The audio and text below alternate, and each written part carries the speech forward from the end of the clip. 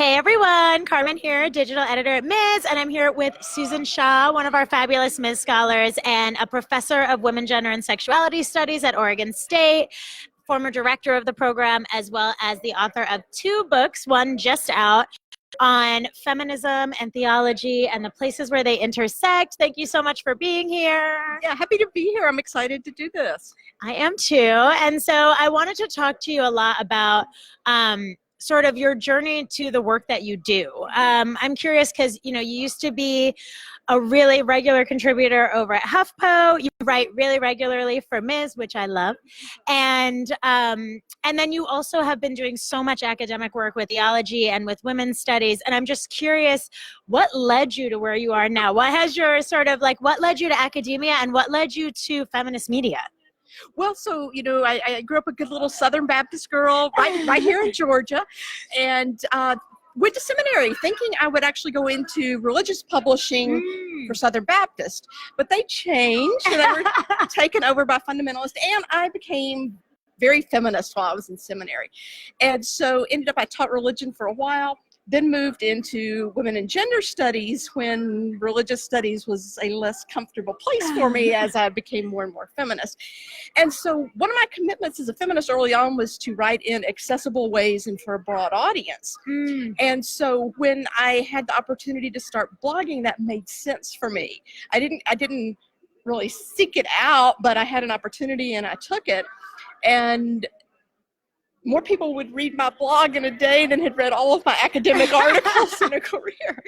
And so I realized that I sat at this sort of unique intersection of women and gender studies and religious studies and could offer some, I thought, different kind of perspectives. And that's one of the things I love about writing for the Ms. blog is I think I can help evangelicalism make a little more sense to Ms. readers. Definitely. And can kind of bring those worlds together. So that's what brought me there. It's kind of a little bit of an accidental path, but one I'm glad I took. Awesome. And I'm really curious. I'm like, what about seminary led you to becoming more feminist? What did that look like? It's a story. I will tell you about the day I became a feminist. We all had to take this class called Formation for Christian Ministry. And there were 20 students in the class, 3 women. And then we had small groups. And I was the only woman in my small group of me and 9 men. And our professor had invited an ordained woman to class that he had actually participated in her ordination when he was a pastor. And I was really interested because I grew up in a church where women were not allowed to be pastors or deacons. And so I was still making up my own mind about these things. So she comes to class. Well, in our class, there were a couple of guys who were from the mountains of Kentucky, incredibly conservative, in a program where they had not yet done an undergraduate degree. And when the professor introduced her, this guy gets up and he throws all of his books in his briefcase and he slams the top shut. He stomps out and he slams the door. And I was appalled. I mean, you just don't be rude like that. So the next class, it's our small group. So it's me, the 9 guys, and the TA, who's also a guy. He introduces the topic, which is women in ministry. Well, this guy starts doing the same thing. And I don't know, this was also my moment of finding my voice. I don't know what came over me because I had never even spoken in class. I slammed my hand on the table. I said, what do you think you're doing? You can't just walk out on people in ministry because you disagree. And so he stomped out and waved his Bible around, screaming at the inerrant, infallible word of God. But it was the next day I became a feminist because his friend found me, tell me, oh, he's not really a bad guy, give him a chance. God. And then they said to me, the words that changed my life, they said, I'm praying for you that you won't get messed up with this women in ministry stuff. And I became a feminist on the spot. I never looked back. I love this. That was my story of becoming feminist at the Baptist Seminary. I feel like I love this too because literally when I was a little girl, I was raised a little Catholic girl. And I remember telling my mom, I was like, well, I figured it out. I know what I want to be when I grow up. And she was like, what do you want to be? And I was like, Pope. Like, why would I not want to be Pope? I want to hang out with God, talk to him, see what's up. And she was kind of like, I have some bad news for you. And then in a total Carmen move, I was like, okay, well, if girls can't be Pope, I'll be president. And she she was like, so I have some less bad news for you, but that's also not an easy route. And I always like to look back on that and think like, I was always trying to reach for the top, and that just wasn't available to me in the Catholic Church. And so I love that. I'm glad you yelled at that man, tried to teach him some manners. And, your work in academia critically examines theologies from this feminist perspective. And I was just saying this to you before we were on camera, that I love that you're calling out sort of the patriarchy and misogyny of different organized religions, especially evangelical religions and fundamentalist religions. But then, especially with this new text, you're really calling in, you're sort of saying, that this isn't, it's not a hopeless cause, that it's one where you can have faith that things will get better, that there are ways to fix sort of these institutionalized inequalities in faith. And, we're here at NWSA. The theme is really imagining radical futures. And what is the feminist vision that you have for faith, for communities of faith, and for these institutions? So, and let me give a shout out to my co-author, Grace G. Sun Kim from Earlham School of Religion. Yeah, so we just released this book called Intersectional Theology. And I think it points the way, because what we've done is take theories of intersectionality, and theology runs 20 years behind other disciplines sometimes. My theological friends will not be happy with me about that. But we've applied those questions to doing theology. And so we've imagined a theology that is fully inclusive, that takes into account everybody's stories and sees our differences as contributing positively to faith, because you're going to have a piece I don't, and Corinne over here would have another piece, and somebody else would have another piece. And rather than dividing us into all of these little discrete pieces, we see it as building a bigger whole. And so we talk about it as kaleidoscopic, that our notions of God and the church are always changing as we hear all of these diverse voices. And then the criterion for what gets included in that is what it does to advance justice. Because we believe that a faith done through the lens of intersectionality can move us toward justice without being exclusive, without having to negate other people's faiths and non-faiths, but actually in a way that can bring us together and advance us all on that path. Awesome. I think something that I remember, one of my big takeaways from the 2016 election was, I was like, we can no longer let this corrupted idea of the religious right that is, advancing a lot of hateful policies under the guise of a religious call. Like, we can no longer allow stuff like grabbing women by the pussy to be associated with the word of God.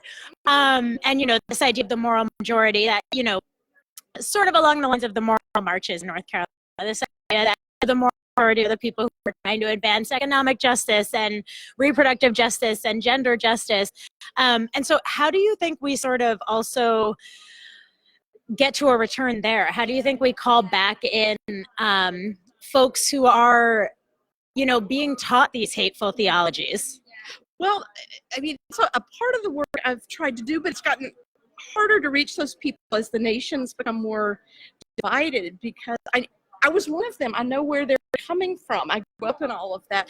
But I think for me, it's when the distance becomes too great to bear that you have to seek an alternative. And that's really what I've tried to do with the Reflective Faith book with my teaching, is to address that dissonance and say, there are other Christian faithful answers to these questions than the ones that we were given in these fundamentalist churches. And so I think we've got to have that way of talking to one another, but it's become quite difficult. I mean, even with the people I know and I'm related to, it's very hard to have those conversations across those differences. Yeah, and because there's often a huge gap between, like you were saying, these conversations when it comes to feminism and theology. Those are two conversations that they don't always cross paths. And, you're one of our Ms. scholars. You're someone who has utilized Ms. and worked with Ms. and also has done all this critical work. How does feminist media fuel the work you do in academia, and sort of vice versa? Like, how do you build that connection? So for us, I think it's been really important to speak to our students with that. I think that the blogging is so accessible, and so we use a lot of blogs. We use the that show up in Ms. quite often. We use other accessible articles because I think students connect to those. Sometimes they do the dense theoretical material that academics write for one another. And so I think that's been really important in our reaching and in reaching students and encouraging them to imagine what kind of activism they can do and how they get involved in feminist movements and what connections they make. And so we bring a lot of our grad students to NWSA every year, and we're encouraging them about their own writing and how they expand it beyond just an academic audience, but to a larger audience. And so maybe we can even get to do a workshop for them sometime. That would be fun. Yeah, Yes, I would love that. And yeah, I mean, I guess also I'm curious as to just, you've been doing this work and you're sort of at the front line of this overlap, and I'm curious as to, there has been some movement in different faith communities with, you know, a lot of religions have been opening their doors to ordaining women, or at least certain sects have, and there are a lot of sort of feminist rising in faith communities. Do you feel hopeful that we are making progress even in the face of some of the stuff we're seeing? Do you feel like maybe these rifts are on their way to being repaired? Well, I think that certainly the side, you do see progress on one side of it. And feminists in religion in the 1970s were actually some of the people, right along with the feminists in English literature, who were starting to address these issues, and they were, as this group was theorizing, they were theologizing.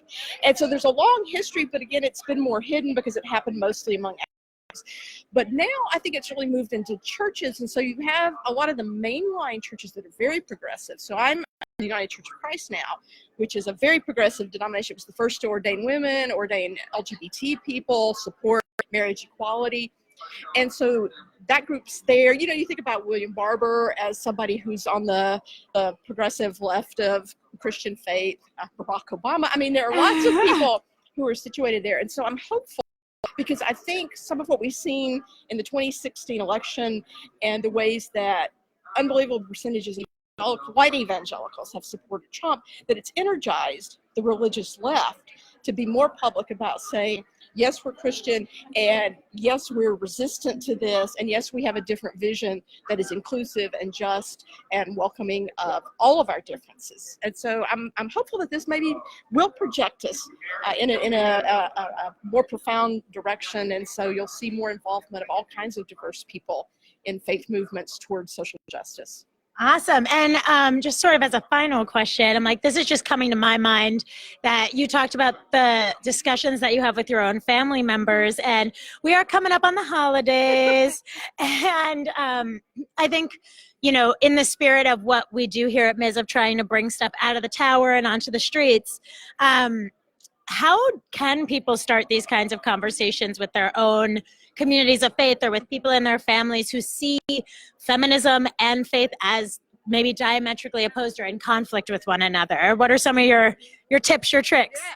I think the best strategy is storytelling, because it's hard to argue with a story, and stories build empathy. Yeah. And so when it becomes personal, it's different. So I think of my own mother, who was not thrilled when I came out to her, but then she thought about it. It took her a couple months. She's very fundamentalist, Southern Baptist. She came out, she met my partner, she loves my partner. And so even though I don't think she's sort of thrilled about it or changed her mind theologically, she's found this openness to embrace us as a couple, to welcome Catherine. And so that gives me great hope, but it was personal to her at that point. And so I think when we tell those stories to people and they realize this happened to you or to someone that you know, that these are full human beings who have the same experiences, the same feelings, the same emotions, that creates an opening. I think arguing ideas with family is counterproductive, because you still have to come back the next year. So you need to kind of keep the door open, nudge a little bit. And I think also living as an example of what you talk about. So I think part of what with my family creates that dissonance is they probably would look at everything I believe and say, she's not a Christian, but I won't let them say that. And I keep reinforcing it with, oh yes, I preached on Sunday at my church up in Portland. and so I think that always sort of keeps people a little off balance so that they can't just say, well, you believe this and therefore you're outside the gate. And so I think the more we can engage on that personal level, the more helpful it is to, bring our families along with us and help them understand a little differently and keep peace at the Thanksgiving table. Yeah. Break bread in peace. Yeah. Yes. Well, thank you so much. I'm like, we should do a workshop, and I'm like, I want to come on up and see you preach. Yes, come sometime. Yeah, I'm gonna sit in the pew. I'm in. Yeah, right. Sounds good. Yes, thank you so much. And thank you everyone for